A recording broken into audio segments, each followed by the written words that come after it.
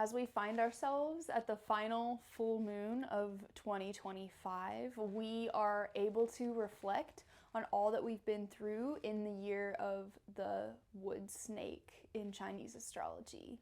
And we prepare to move into another new year with amazing astrological transits supporting us for our new beginning. Hi, my name is Carly, and we are here today with Water Within Astrology to talk about the Gemini full moon, super full moon, happening on December the 4th, Thursday, at 6:14 p.m. Eastern Standard Time. Please adjust your time according to wherever you are located on the planet. Like I said in the beginning of the intro, this full moon is the last full moon of 2025. And we are going out with a bang, let me tell you. And I know I say that about almost every single transit or every single lunation, and that's because 2025 has been an unprecedented year for astrological transits. We saw every single planet move into new territory this year in 2025. And to top it all off, in 2026, we are seeing outer planets that haven't been at the same point together that they will be at for thousands of years. And if 2025 wasn't exciting enough for you, 2026 is just as jam-packed. So let's get into the here and now. Gemini full moon, December the 4th, happening on Thursday. Thursdays are ruled by Jupiter, and so it's associated with the god Thor. And Thor is the god of thunder, and thunder is a vibe we are feeling right now because Uranus is a big player in the lunation this full moon. And also going forward into 2026, you are going to be feeling the Uranus effects because Uranus is moving into Gemini officially. It has already given us a preview of Uranus in Gemini this summer, but it will be back in Gemini for most of 2026. And as it finishes up its time in Taurus, we are seeing the repercussions of what Uranus and Taurus means. Uranus and Taurus brings us into awareness of the body, the physical body. It brings us into awareness of how we view our self-worth and any awakenings that we are needing to have around waking up to, like, standing up for our own self-worth. Uranus is the rebellion planet. And so it's taking back what's always been ours. It's reminding us of our birthright, and it's reminding us that it is better to live an authentic life than to live a comfortable lie. And so this is going to be a theme that I keep coming back to because, of course, this full moon is also in Gemini. And what has this 2025 experience shown us with that preview in Uranus, with Uranus in Gemini? How have we been asked this year to shift our mindsets? And if we have been able to shift our mindsets, how have we seen our reality shift and change according to how our perception of reality has shifted and changed? And that's going to be the big theme of this full moon as well. So it's happening, the sun is at 13 degrees of Sagittarius, and the moon is at 13 degrees of Gemini, opposing each other in the chart. And we also have two more planets in Sagittarius, Mars and Venus. Venus has just moved into Sagittarius, according to this reading, which I'm giving you on the 30th of November. And as of the 30th, that is when Venus has moved. But what we really want to pay attention to is where Mercury is in this lunation time, because Mercury is the ruler of Gemini, therefore it is the most important planet to look at for this lunation. And Mercury is sitting pretty at 22 degrees of Scorpio. And Mercury has just gone direct as of the 29th. And so we are still in a post-shadow period where we are seeing Mercury is standing still for just a couple of days. And it is asking us as well to find stillness and to give ourselves a moment to catch up to what has occurred for us during this Mercury retrograde, where Mercury not only was retrograde for a few weeks during the holiday time, and it was in Sagittarius when it began its retrograde, and now it is back in Scorpio, where it was also retrograde there for about a week in Scorpio.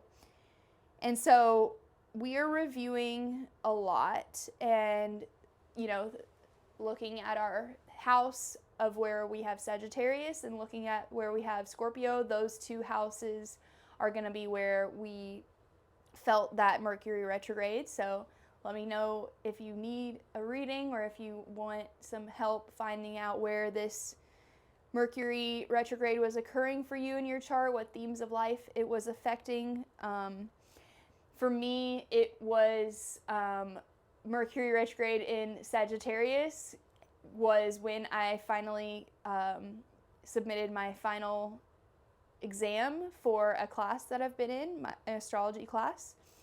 And now in Scorpio, it's been bringing up a lot of past pain around sexual trauma and past lovers and feelings of being basically the witch wound. Those are all three separate things, but all of that dark, deep Scorpio stuff that is definitely heavy content warning. So it's been emotional, but it's also been kind of like going over something that I have already gone over a lot for myself. And now it's kind of like going back over it just a couple more times, and it feels a little bit less painful, but it feels like a healing balm coming over it all again. Like, you know how when you have an injury and you get your bandage put on and it like really hurts at the beginning, and you're barely able to like clean the wound and like get the bandage on, but then once you start to have the bandage on and you go back in a couple weeks or whatever to get the band-aids changed, that hurts a lot. And it's like, the more you go back and get them changed, they don't hurt so much. So that's kind of where I've been with all that stuff. If that example helps you to figure out what's going on for you. And so Mercury is now direct, and we also have Saturn going direct as well. It went direct on Thanksgiving, if you celebrate Thanksgiving in the United States. I personally do not celebrate Thanksgiving in the traditional manner. I have had to come to terms with the fact that I cannot participate in Thanksgiving in a traditional manner because of the animal abuse and exploitation, and of course the neglect to recognize the true history around Native American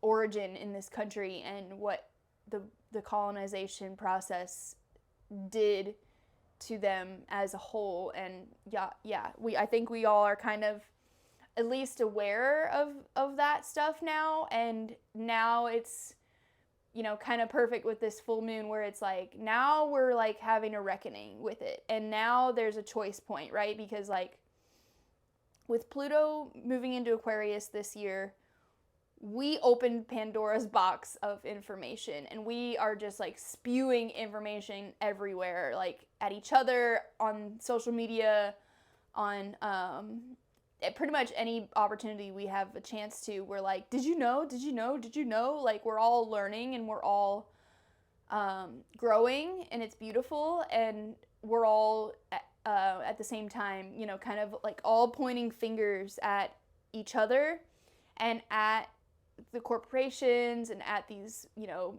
businesses and whatever, the government, everybody. We're all just like pointing fingers and calling out the bullshit, as we should be, because that's what Pluto and Aquarius is doing. It's bringing power back to the people. And so we first have to dethrone all these things that we've put on pedestals and all these, like, you know, falls from grace that we're seeing happen. And at the same time, it's you know, when we point a finger at something, we're having to remember that there are more fingers pointing back at us as we point. You know, these fingers are pointing back at us. And so the real lesson and the real medicine of Gemini is to come into an understanding that we are all mirrors for each other, and that we are all, you know, it's a tricky one, right? Because, like, on the one hand, it's very victim blamey, where it's like anything you see in someone else that you don't like is like what you don't like within yourself, and the work that you have yet to do around your triggers and healing and all that. And at the same time, you know, we recognize that we are all separate beings, and that we all are having our own unique experiences, and we're all different. And that's the point, right? Like, that's why we came to experience this human life, is so that we could all separate. The divine said, I'm going to just separate myself into a million different pieces and put a little spark of myself in each one.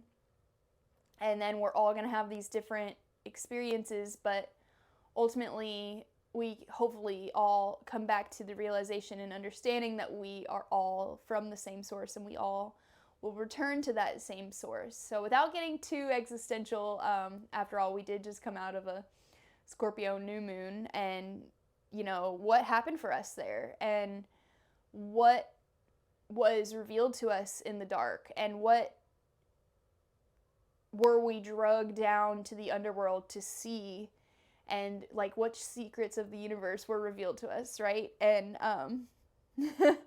that's you know, it's shocking to say the least. And again, we are seeing very similar aspects as we did for the Scorpio new moon. It's basically the same.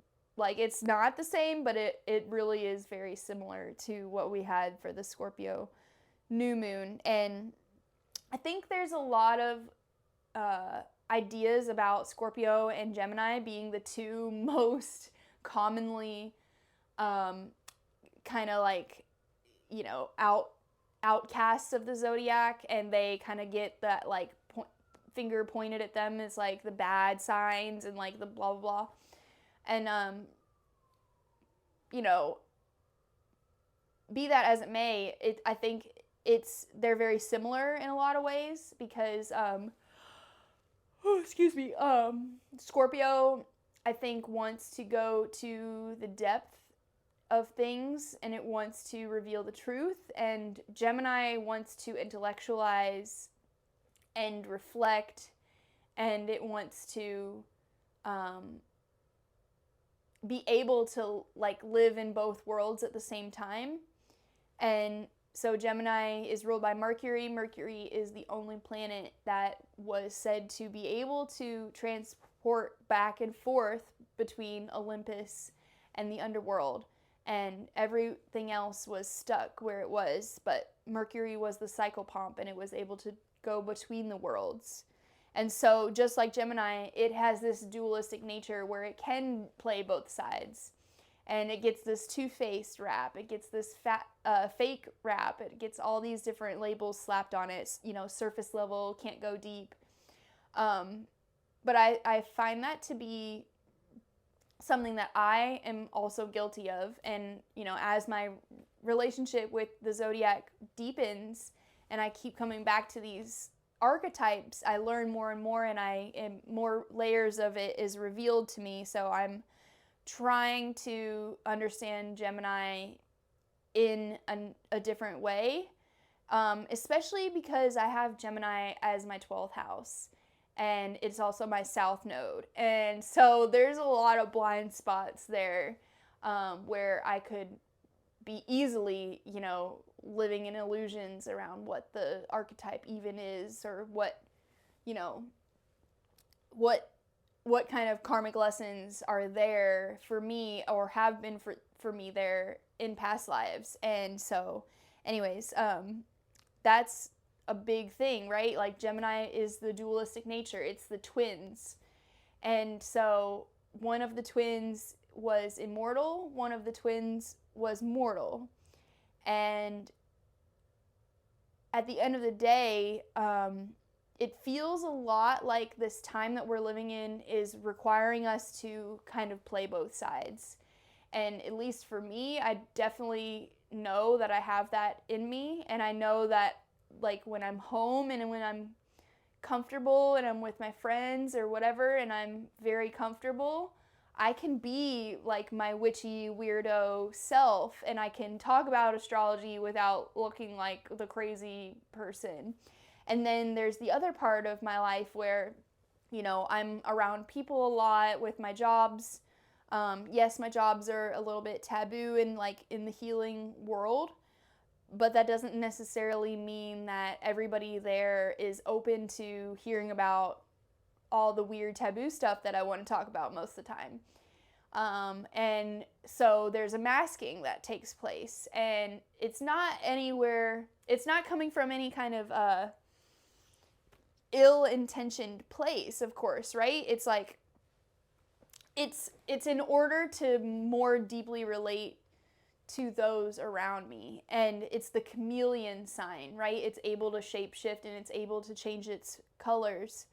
And that's in order for it to relate to its environment more, or to blend in with its environment more, because not that blending in is something that really anybody should aspire to do.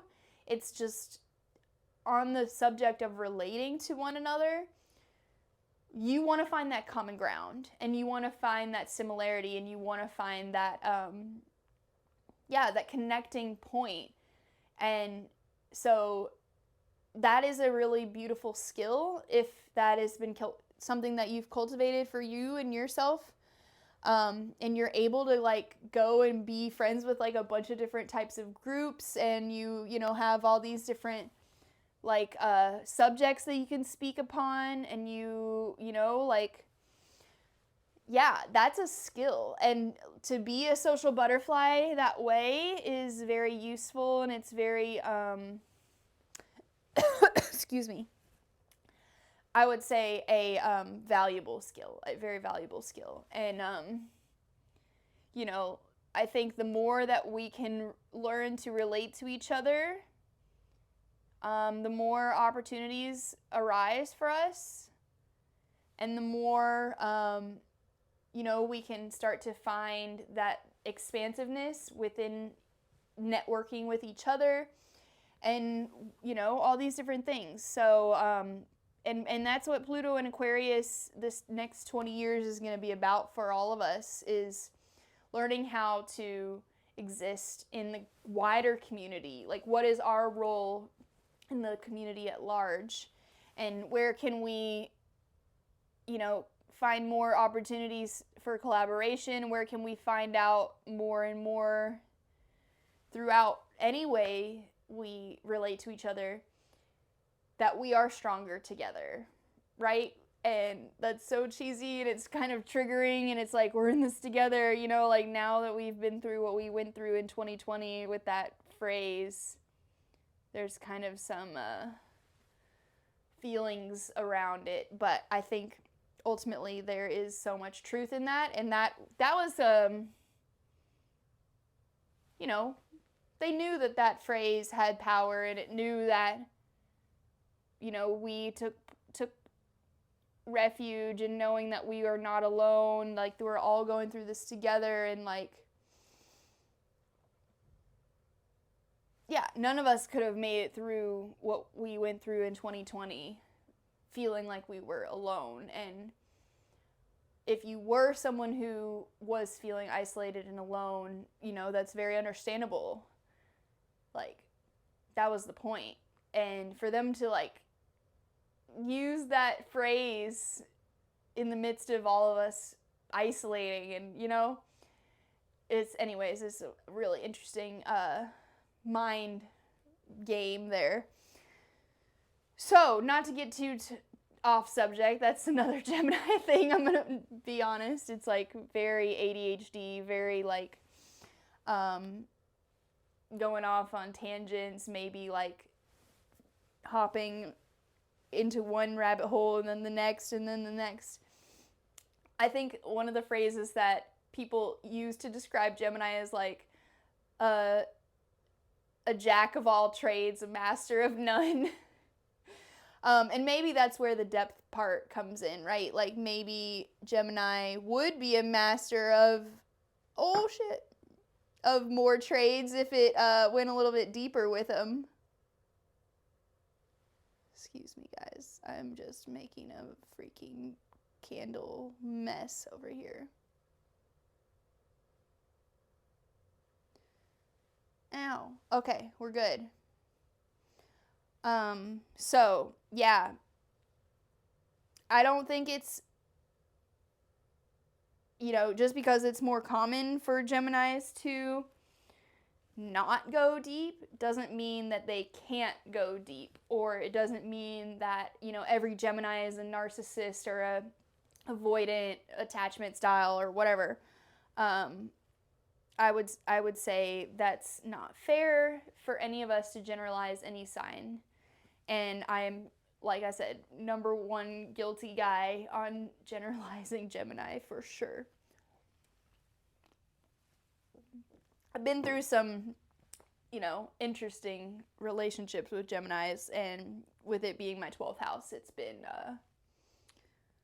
needless to say, not that fun. Anyways, so, let's get back to the point here. Saturn went direct and is still in Pisces, and it is still conjunct Neptune, but Saturn will be moving forward now, and it will be shortly to arrive in Aries. And Neptune will also be moving into Aries. And there is a big event that a lot of astrologers are talking about right now, and of course it's worth me as well speaking about it, but when Neptune and Saturn both move into Aries on February 20th, 2026, we will be seeing them exactly conjunct at 0 degrees of Aries, which is a significant beginning point, especially since we have not seen Neptune and Saturn together at 0 degrees of Aries in a very, very, very, very, very, very, very, very, very, very, very long time. We have Saturn and Neptune conjunctions, but not at exactly 0 degrees Aries. And so this is a cosmic birthing point. Any planet that comes to 0 degrees of Aries is at an initiatory birthing point. But when two outer planets come together at the beginning of a year, you know, it's February 20th, but it's still very much the beginning portion of the year, and it is asking us how we want to change our reality, how we want our new reality to look. And we have the discipline and structure of Saturn supporting us, and we also have the unconditional, unlimited, and mystical aspect of Neptune that is also supporting us. So I think our dreams will be coming true. Neptune rules the dreams, Saturn rules reality. Our dreams are becoming a reality in 2026. And in Aries, it's coming in with a bang, and it's, knocking you straight down, knocking your socks off right off the bat is what I always feel with Aries energy. It's not a quiet entrance is what I would say. So, preparing for that. And if you are Saturn in Aries and you had a preview of Saturn in Aries this year too in 2025, 2025 was the year of previews for a lot of things. And, in 2026, we are going to be able to come back to those moments, and we're going to have a little bit more of a handle on it because we've already had the preview, and we already might be aware of where the territory that we're returning to. So, looking at Aries and where Aries is in your chart is going to be really helpful for that transit. Back to the Gemini full moon, we still have a grand water trine happening during this time, and we still had it all of November. The grand water trine between Saturn and Neptune, both in Pisces at the final degrees, Jupiter in Cancer at 24 degrees now at the time of this full moon, and we have Mercury at 22 degrees of Scorpio, if you want to count that as the trine, but I am counting Black Moon Lilith because she's at 28 degrees. That's a closer aspect, and Black Moon Lilith is very important during this lunation because she is also exactly opposite Uranus. And like I said, Uranus is still in Taurus. It's finishing up its time there. It'll be there until April of 2026, but it is preparing us for the time where it's going to be in Gemini, and it was in Gemini earlier this year. It will be in Gemini after April 25th. It will be there until 2032, and that is the next 6 years of our life. And so if you think about how these next 6 years coming up are going to be significantly different than the last 6 years or so, and what has happened to us since Uranus moved into Taurus, and like I said, how has it helped us to come into a new understanding where we understand our self-worth on a new level, and we understand what mindsets are not serving us, or how we relate to our body and how we relate to our senses, and how those things are either sustainable or not sustainable, like how we're relating to those things, because Taurus is about sustainability and about the earth and the health of the earth. And I don't really know how else to go about talking about these subjects without talking about what I feel it is pointing to, but I guess that's just why I became an astrologer, so that I could talk about the things that I think are happening astrologically, and like on a mundane level, and what that looks like on a mundane level. And I think Uranus and Taurus has literally shooken up the earth. It's literally created earthquakes and flooding and all this different natural disaster that has made us become more aware of the climate issues, has made us come to terms with how our eating habits are sustainable or not sustainable as a whole and as individuals. And as we reckon with all of that and we look at what's going on, we have choices to make. And Taurus is about, digging their heels in like a big ox.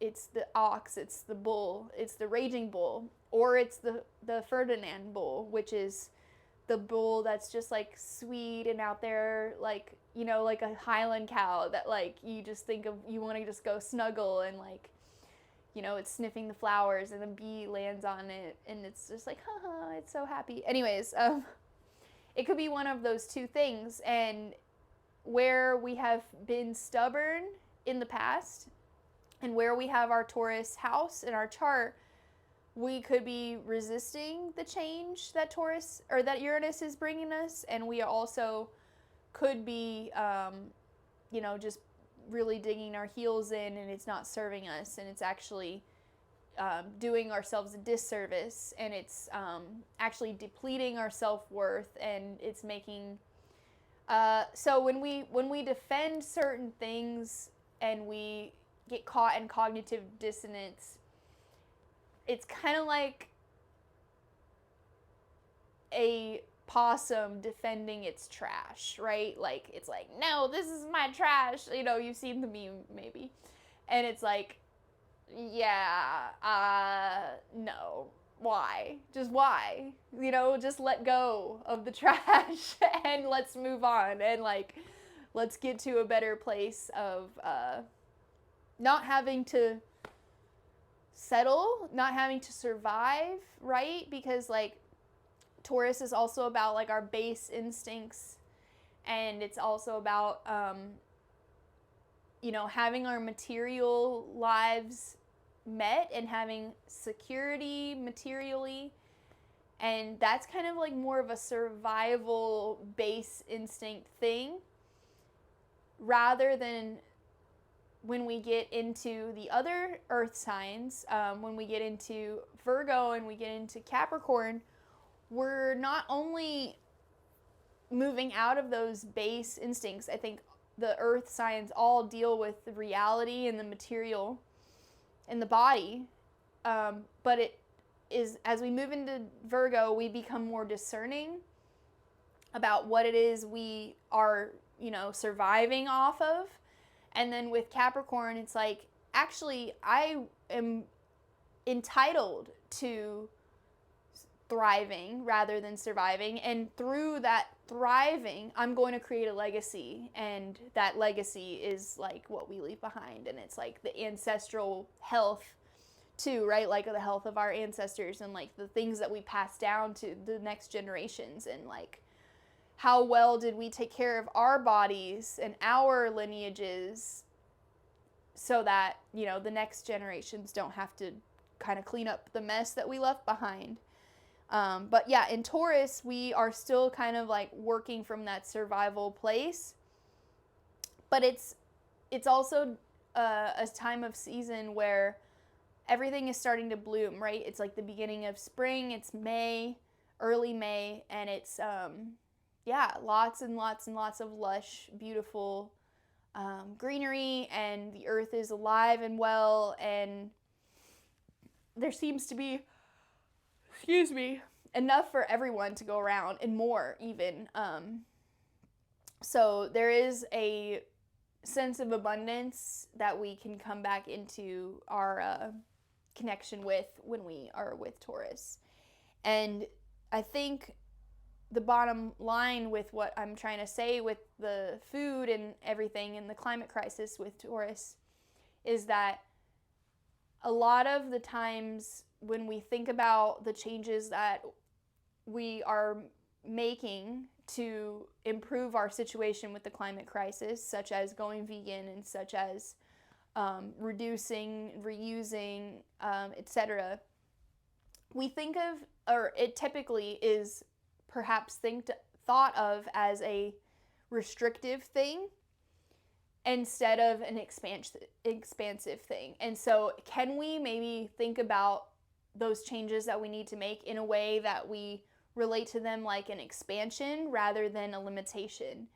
You know, when I was not vegan, I ate very few things. I very much had a limited relationship with the world of food, and that was my own thing.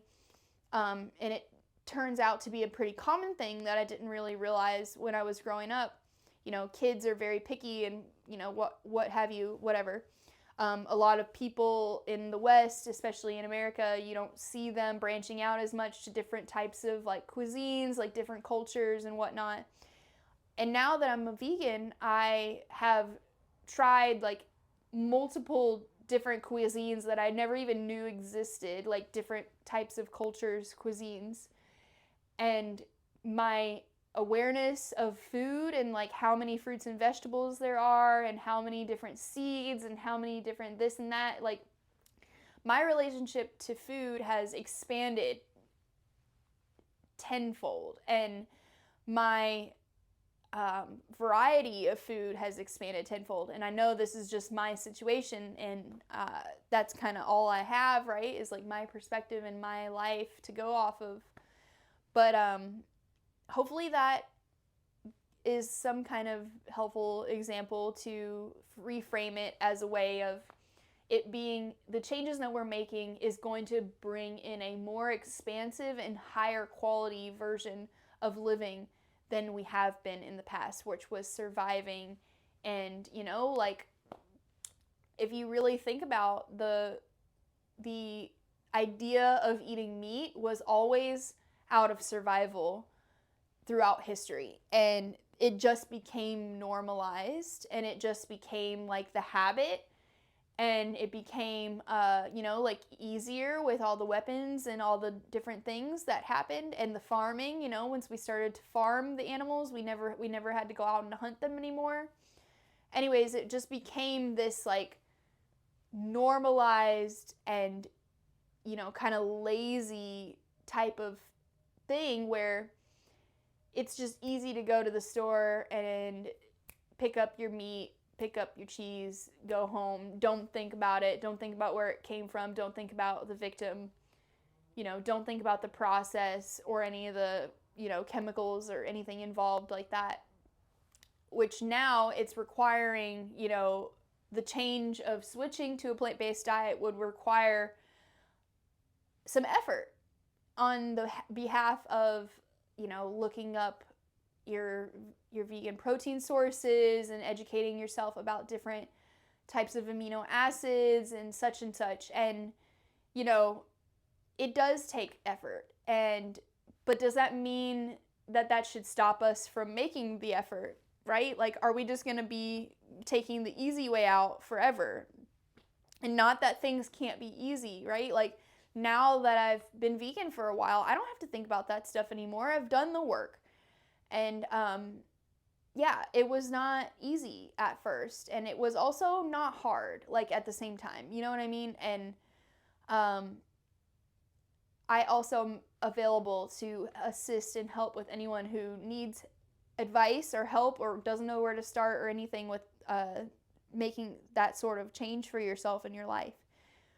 I can tell you right now with all sincerity that your quality of life is going to improve if you do make choices that not only support your own personal health and growth, but the health of the planet, the health of the animals. It's a trickle-down effect. And when we all realize, like I said in the beginning, that we're all these pieces of divinity that came from the same source, we can relate to the animals that way. We can relate to the natural world that way. And I think Uranus in Taurus has been really asking us to come to terms with how it is we relate to the natural world in general. And yeah, where are we at with that, guys? Like, what are we doing? And for this full moon in Gemini, I think a lot of what we're being asked to do is to realize how many of the thoughts that we are holding on to are still keeping us stuck in limiting belief systems and keeping us from living our dreams and keeping us from even believing that those dreams are possible. And, you know, when we change the way we look at things, the things we look at change. Point blank, period. Dr. Wayne Dyer. I have said this in so many of my videos now, but I cannot emphasize how important and how true of a statement that is. And how a lot of the examples that people are giving for this full moon are when you look in a mirror, if you want the mirror to change and to smile at you, if you look in the mirror and you see that it's frowning and you're frowning and you want it to change into a smile, what do you have to do? You have to smile first, and then the reflection changes. And so, in what way can we change our perception and change our thought patterns around how we relate to the natural world and how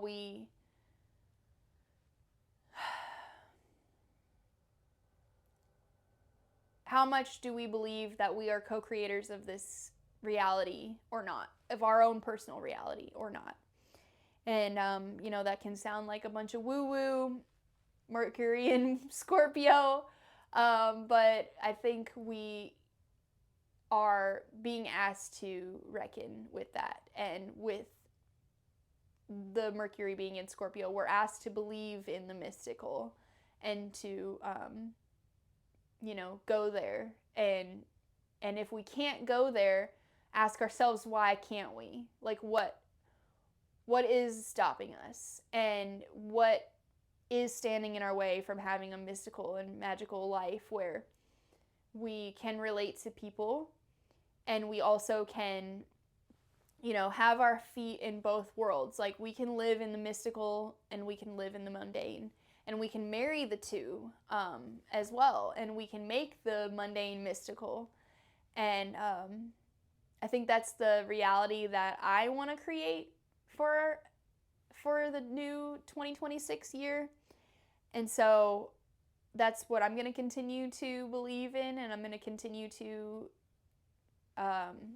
face any blockages around that belief system that I come across in my own psyche. And I want to remind us too that with this grand water trine still going on, we have so much healing energy available to us. And we have so much creativity available to us. And let us not underestimate the healing power of water. And let us not underestimate the healing, cleansing power of water. And how, water can be beautiful and soothing and calm and also destructive and catastrophic and one of the most powerful forces on earth. And I don't want to see this world go into a darker place than it already is. And with the environment crisis the way that it is, it's really a lot to handle and a lot to grapple with, the idea that it might not turn around. Like, we might not actually be able to turn this thing around because of people being stubborn, because of people being selfish, because of people being performative in their activism and in their whatever, because everybody really is into that, like, performative activism. And put your money where your mouth is with Gemini. And Gemini is a really good talker and it can say all the right things, but can it follow through with the end result? That is kind of where it might struggle. And that's when the depth part comes in, right? Like, if it can't go deep, it does seem fake. It does seem empty. It does seem superficial. So let's not do that. Let's check ourselves and, like, let's see if our thoughts and beliefs, our words and our actions all align. And that's when we're living in integrity. That's the only time we're living in integrity, is when all of those four things truly are in alignment. And, there's not one without the other. So, Black Moon Lilith opposing Uranus. I think she is finally going to say some things that have been shoved under the rug and have been, maybe during the Mercury retrograde, there were things that came up especially when it was in Scorpio, about,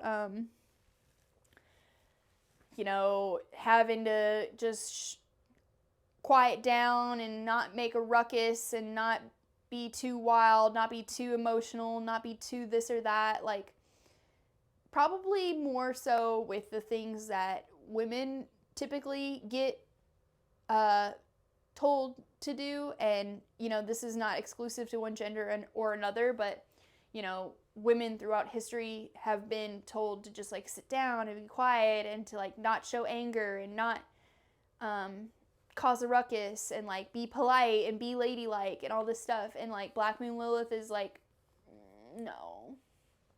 How about no?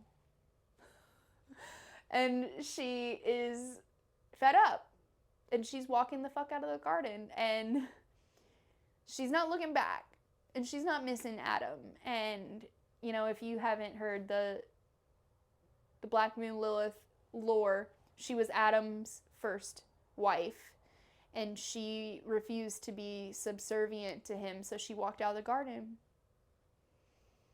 Period, point blank. And so that's really like her main theme, is like equality, wanting to be equal with Adam but not getting that, but also just like plain not settling for less than she knew she deserved. And she is a dark feminine. She is one of those biblical women that got turned into a demon, even though all she really was like wanting equality. What a concept. So anyways, whatever that could be bringing up for us in our lives, where have we not been feeling like it's been equal, and where are we just about ready to walk the fuck out of the garden? So, and that could be symbolic or that could be literal. So, yeah. Grand Water Trine, opposition to Uranus, Mercury direct, Saturn direct, Neptune and Saturn conjunction coming up in February. Year of the Fire Horse beginning in February the 17th. Man, going from the wood snake, where we have found stability and we also have realized that what we thought was stable before is now not, it's like too small for us, and we now are expanding past our own skin and we're needing to shed that skin, and it's uncomfortable, and it's it's all happening because we ourselves have expanded. And that wood aspect is about stability, and it's about suppleness and being able to flow and being able to bend and being able to like a snake, slither through and be flexible. And now we're gonna get into that fire horse, which is one of the most beautiful images that I could imagine, I think. And fire horse, of course, fire is gonna light you up and it's gonna be passionate, just like we're in Sagittarius season right now. That's the fire horse, the fire centaur. And so maybe there's traveling that we are already feeling the urge to want to go do, and maybe we're also gonna be moving homes, and we're the horse is able to run long distances, and travel is really really honored and really supported during this time. And that fire is like the passion is what's taking us forward. And yeah, like, do we want to live a lukewarm life, or do we want to live a passionate and exhilarating and, not to the point where we burn out, but like we want that fire lit. We deserve to live lives that feel empowered and passionate and inspired, and we want to feel alive. And with Sagittarius season, we feel alive. And with, I think, the fire horse energy, we are going to be remembering what makes us feel alive. And, 2026 is a 1 year, right? We had a 9 year this year with 2025. 9s are endings, finality, completion. 1 is pretty straight up, right? It's starting over. It's beginning again. And we have Saturn and Neptune at 0 degrees of Aries, the first sign of the zodiac. Yeah. You can't make this shit up, dude. I'm not making this up. I gain nothing from making any of this up, by the way. Like, it's just that cosmic. It's just that beautiful. And, Gemini,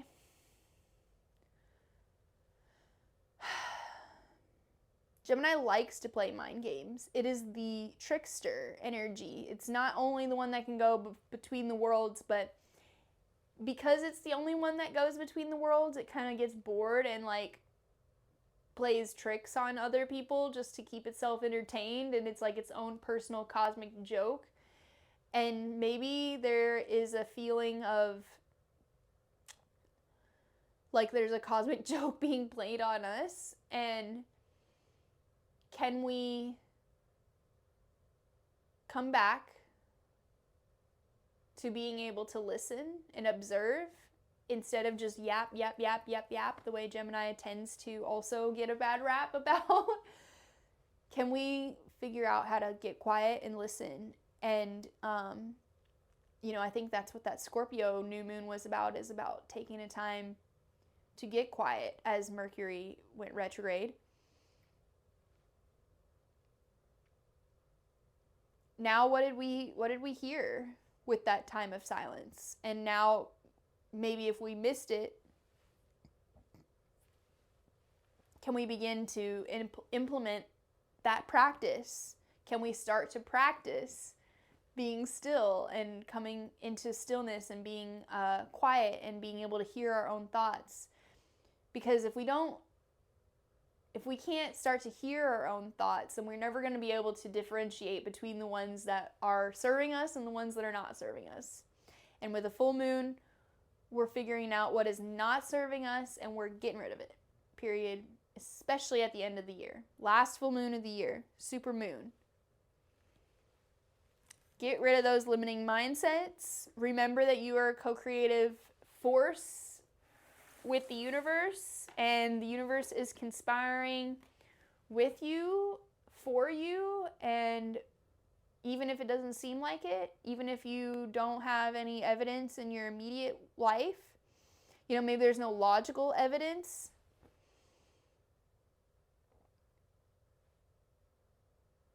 maybe we're still in that North Node Pisces where we're having to trust that the work that we're doing is going to reap benefits later on down the line. And so, with that Saturn going direct, it's like, where have we put in the work, and where have we seen the rewards or consequences of our choices? And that can be really heavy, and that can be really scary, and it can be really real.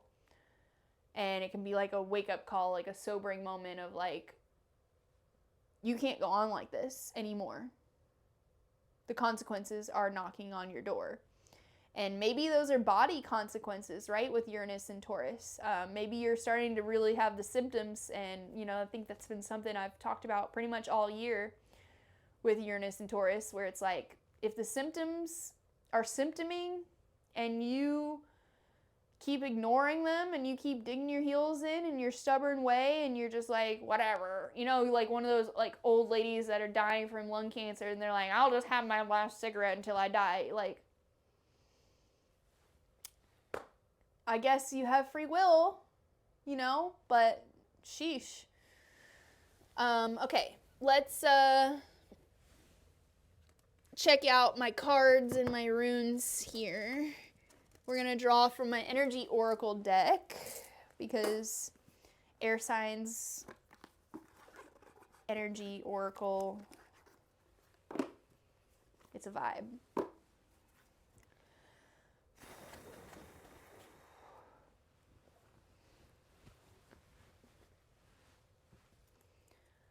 Energy Oracle, what card do we need for this collective reading for YouTube about this Gemini full moon, December 2025? What card do we need here? Oh, okay. Here we go. Oh, shit. Yeah, this is so real. Okay, so first one we've got is the attachment card.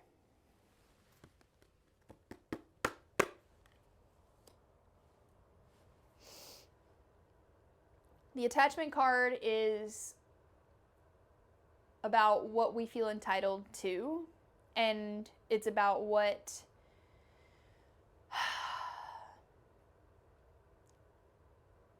once again, you know, this is once again another theme I feel like I've talked a lot about this year. Where do we continuously outsource our power, and where can we bring that back in? And where can we see that the attachment is no longer serving us? And I'm not saying that we can't be completely detached from everything. Like, it's not a thing. Unless you're dead. And, you know, attachment is kind of the root of all suffering, and the nature of life is suffering and changing. And, you know, the suffering part comes from us moving through the changes in a way of craving or aversion. And both of those are attachments. We are attached to wanting to feel good, and so we crave. And our attachment to wanting to feel good also causes us to avert from things that don't make us feel good. And so I think that's where our next card comes in, which is the Garden and the Gate. And the Garden and the Gate is about feeling very secure. You have this wonderful, beautiful garden that's yours, that you can do whatever you want with, and you're totally safe there, you're totally comfortable. But you look over across the way outside of your garden and gate, and you want to maybe get curious about what's out there, and you want to maybe explore, but you don't, because you're too scared to leave your safe garden, and you're too comfortable to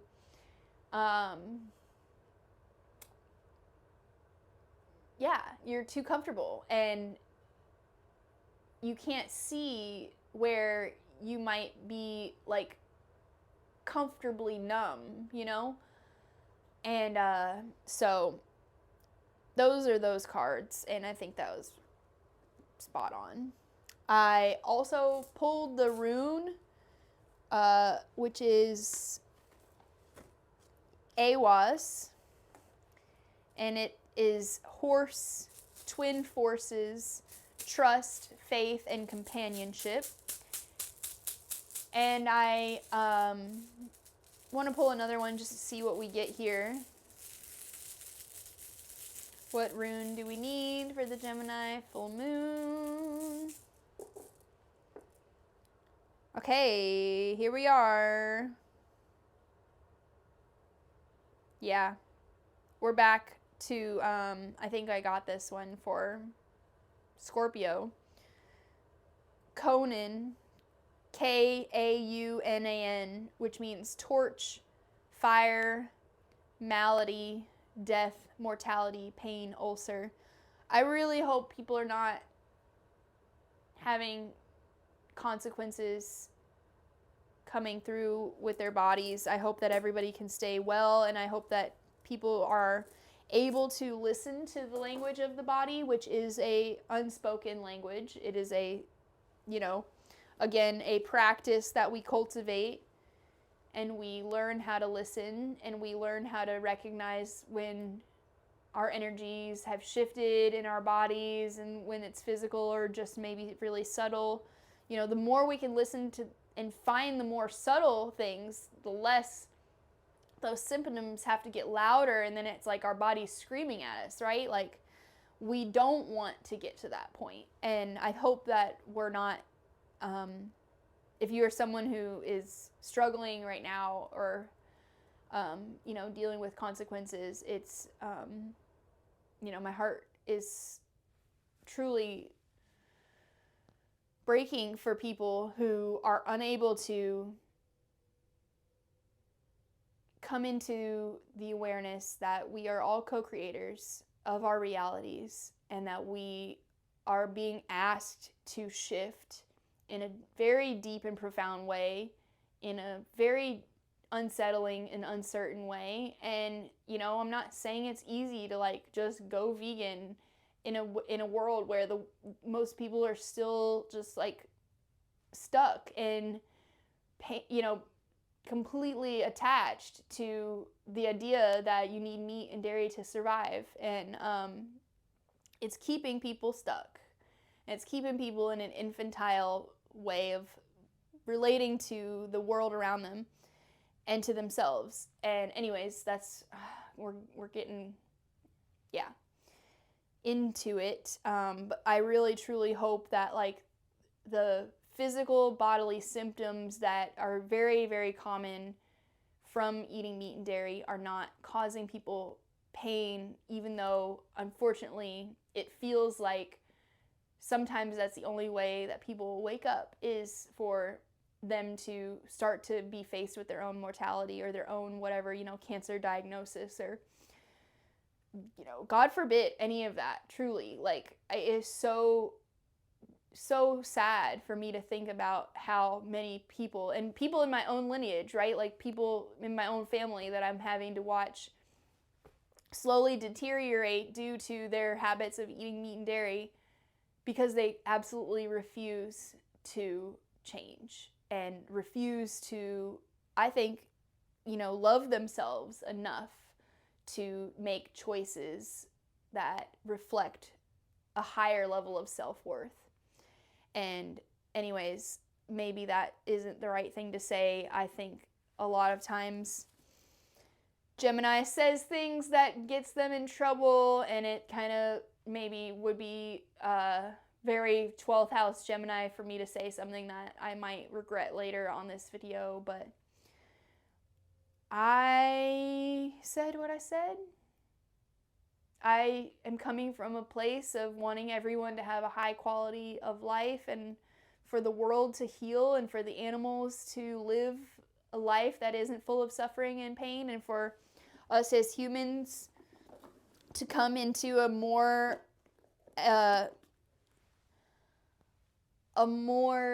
conscious way of relating to our own bodies and our health and our minds, and, you know, culture, each other, everything.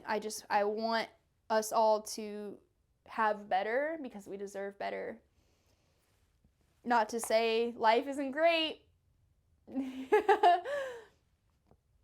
Sagittarius season, I hope there's a wave of optimism and a background noise of optimism that Jupiter and Sagittarius is bringing us. But there is no sense in us continuing to wear rose-colored glasses off that are being ripped off. So if they're being ripped off right now, it's fine. We're all in this together. Oh my God, yeah. Yeah, so this is where I'll leave you. I really, again, would love to give a reading to anyone who needs my assistance. Please like and subscribe. Send this video to someone that you think it might resonate with, and I will see you back in 2 weeks. Sagittarius new moon.